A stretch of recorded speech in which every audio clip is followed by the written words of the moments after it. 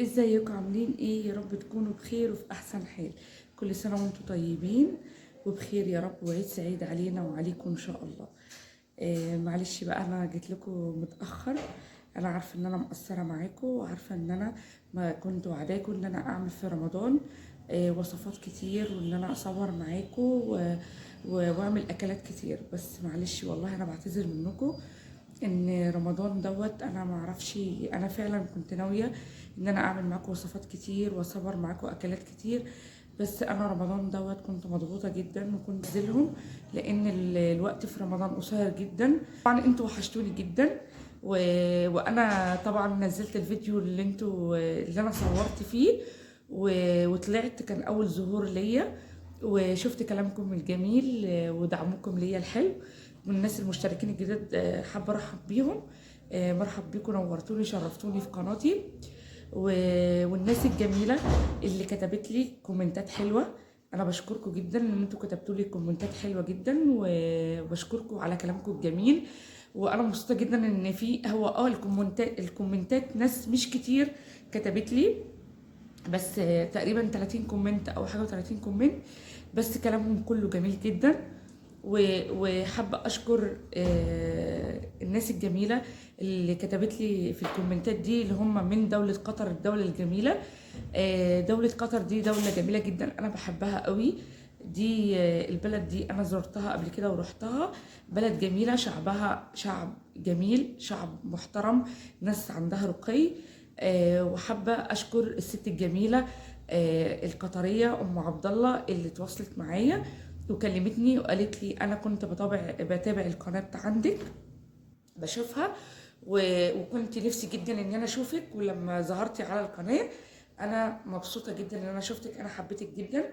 انا حابه اشكرها، انت اللي ست جميله وست على راسي، واهل قطر وشعب قطر كله. وهي على فكره الصدفه، انا ما جبتش قبل كده سيره قطر قبل كده في القناه.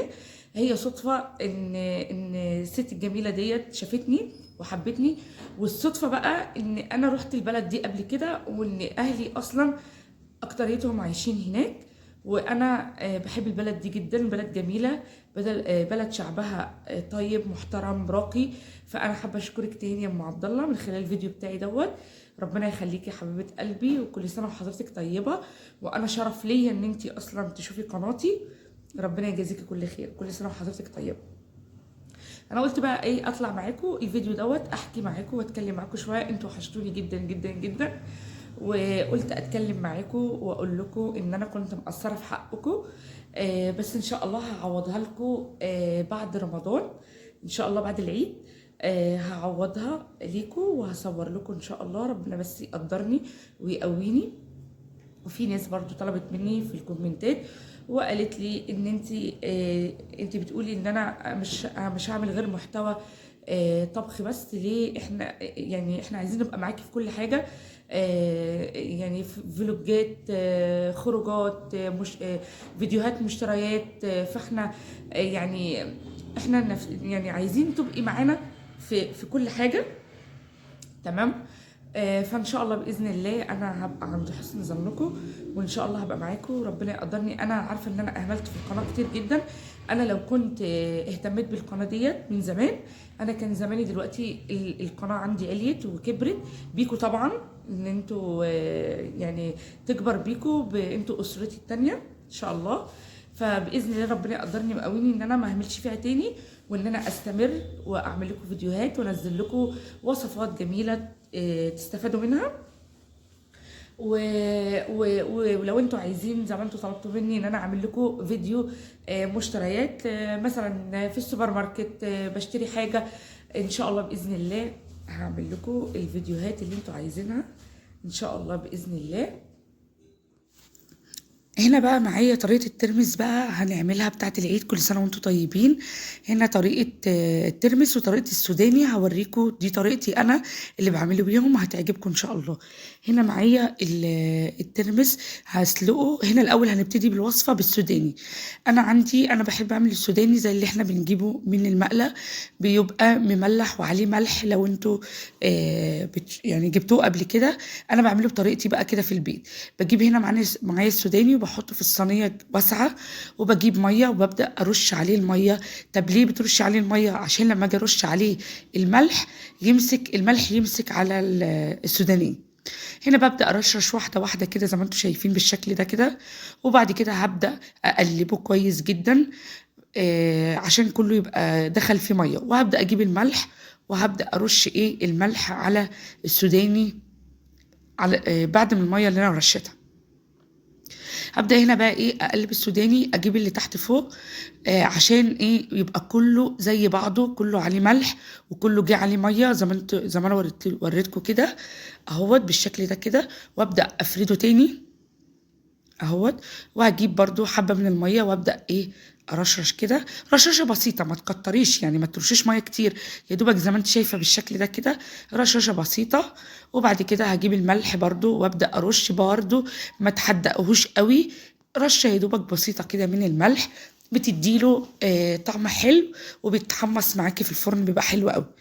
هنا بقى هدخل الصينيه على درجه حراره 180، هحطها على الرف واسيب السوداني يستوي. وهنا نعمل الترمس. هنا معايا الترمس اللي هو المسكر اللي هو بيستوي بسرعه، مش المر اللي هو اللي بيقولوا عليه السريع بيتعمل بسرعه. هنا معايا انا حطيته 4 ساعات، نقعته في ميه، نقيته طبعا كويس جدا وغسلته ونقعته 4 ساعات.